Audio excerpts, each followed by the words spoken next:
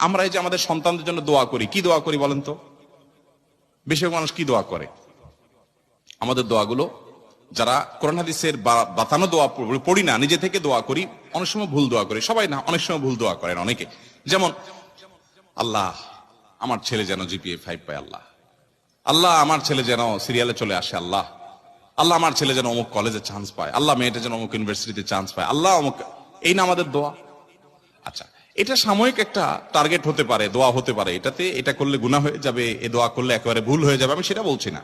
কিন্তু আমি বলছি, দেখেন আল্লাহ কি দোয়া শিক্ষা দিচ্ছেন। সূরা ফুরকান আয়াত নম্বর 74 আল্লাহ শিক্ষা দিচ্ছেন, রব্বানা হাব লানা মিন আজওয়াজিনা ওয়া যুররিয়াতিনা কুররাতা আয়ুন ওয়াজআলনা লিল মুত্তাকিনা ইমামা। কি দোয়া! এ দোয়ার অর্থ জানেন? সুবহানাল্লাহ, হায়রান হয়ে যাবেন এর অর্থ শুনলে।